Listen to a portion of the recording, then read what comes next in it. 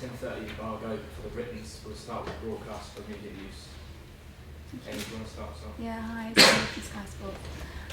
Just, I guess, team news, just to start us off, please. Team news is that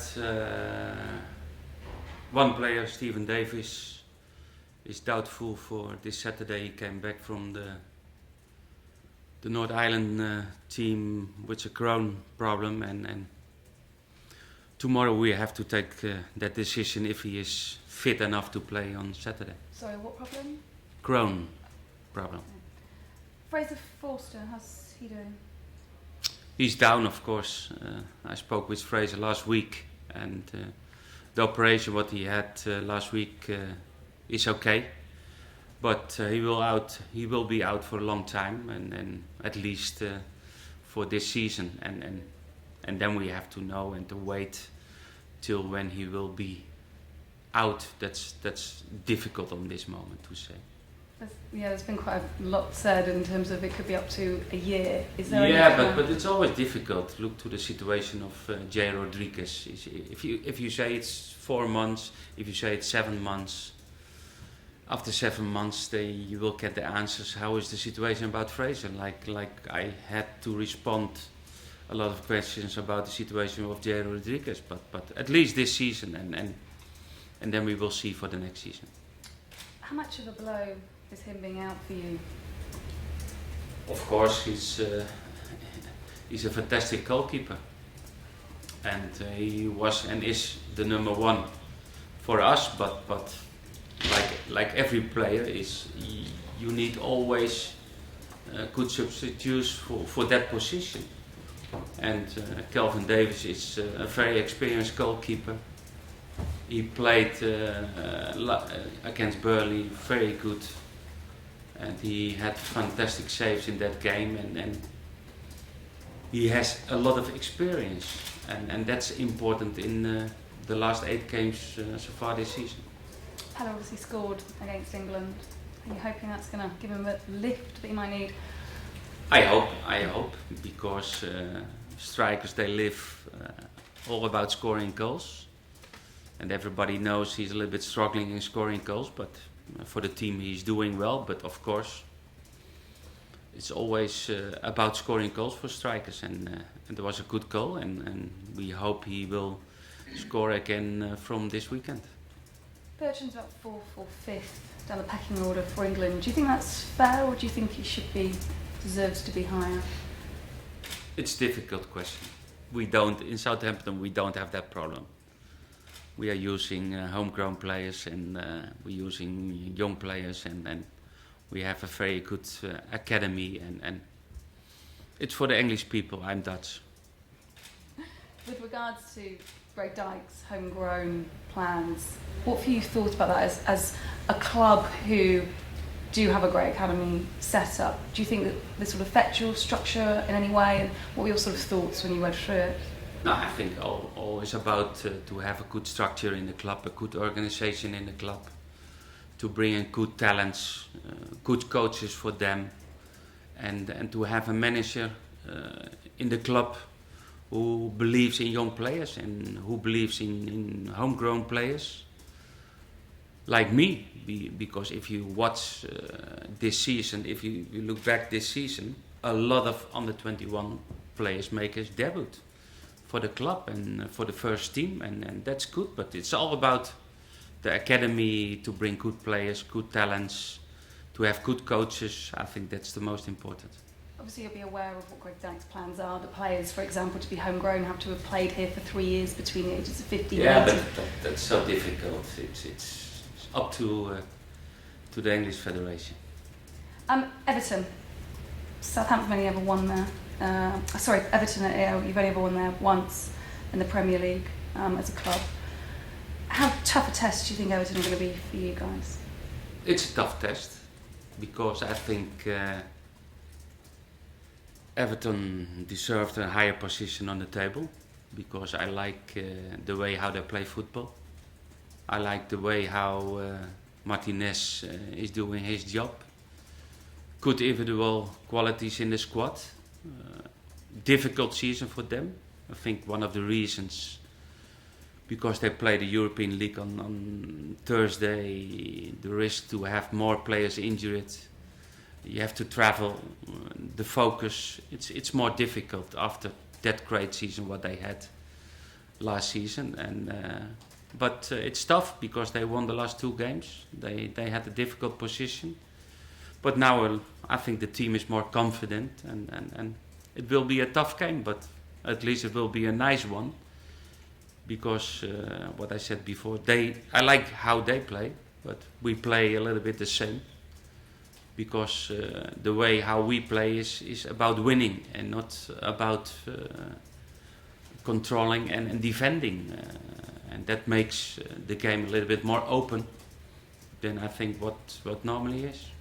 Is Champions League football still realistic for Southampton for next season? Realistic is difficult because we have the distance in points. It's all about if we win the next 2-3 games, then still we in fighting for that. But I think it's more for the big teams. But we try. We have the focus after the international break, and we play 8 finals and the season so far is fantastic and if we will reach European football, that means that the season is a special one for the club. This week the club posted profits of £30 million. Are you expecting now to be backed in the window when it comes to transfers? I don't know. Nobody spoke to me about that of the club, and was a newspaper who bring that news, and I don't know. My focus is for the last 8 games and what will happen for the next season. Okay, we will speak about it. You've not spent much money on players since you've been here. Do you think through the summer that you will, or? No, it's always good to have some changes in the team. It's all about maybe we will lose some players. We will do everything to keep all the players in the club, but we know the situation will be difficult. It will be not like last season, I hope not, but of course the risk that we will lose some players, that's normal, and then that means that we have to be prepared to bring in new players, new focus, and okay, we will see what position we are talking. Just finally from me, because I know there's one of those questions, the youngsters in the squad, would you encourage them to play in the under-21 European Championships? I know there's been a bit said about clubs and what you're thinking. I think it's very good for them. It's a good experience. It's a good tournament. You saw it from the game, the under-21 against Germany. High level, good competition. Of course, it's difficult because they need a holiday as well, but they will get 3-4 weeks holiday after the tournament, and that's difficult because the season stopped on the 24th of May, and still on the 14th of June there's an international break, and players needs to play, and that's crazy because our new season will starting around 28-29 of June. That means 2 weeks after they played the last game, and okay, you know, it's every time more an individual pre-season for players, and that makes it still more difficult for the coach. Ronald, how important are those under-21 fixtures for players like James Ward-Prowse to sort of develop? It's important because these are international games. You play against different styles, different type of football, and that's always good for development of young players. Do you think, in terms of the sort of summer tournament, that tournaments like that can really enhance the development of somebody like James and other players like Matt Target and people like that?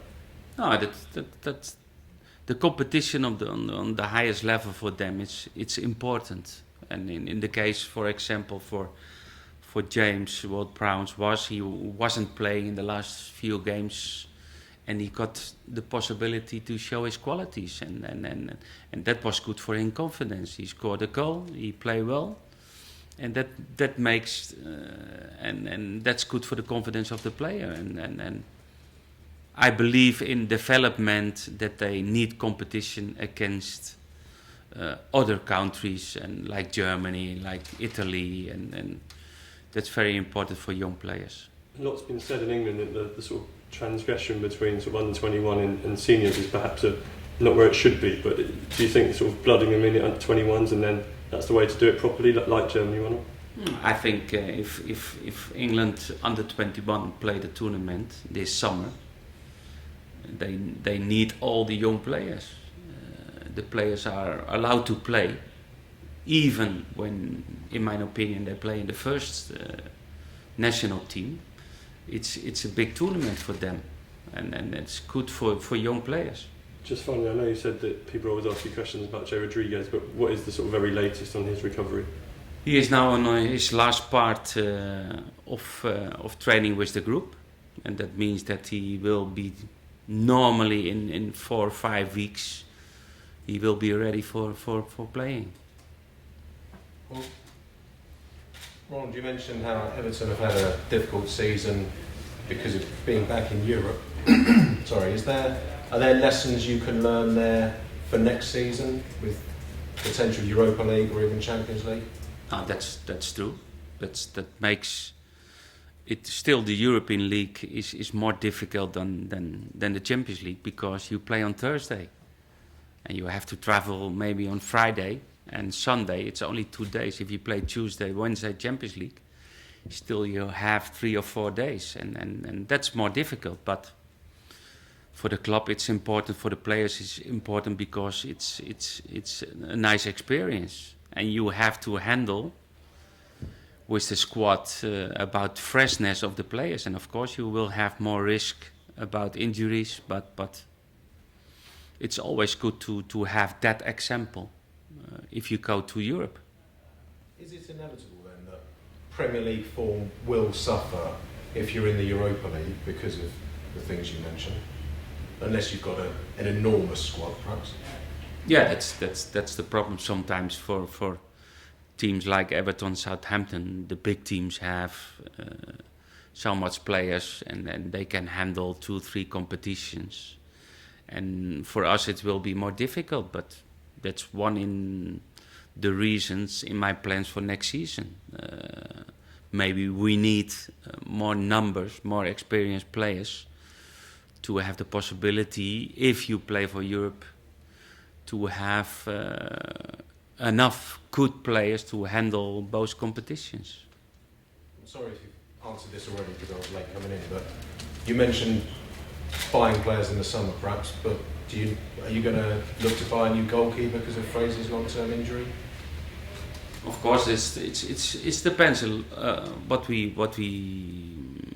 what will be our final decision, and we know we have Kelvin now, we have Paulo, we have Cody Copper, and we have to make the decision on the end of the season how will be the future of the goalkeepers, and we have to wait till the end of the season to know exactly how long Fraser will be out, and if it's for more longer time, it's an option for a new goalkeeper, yes.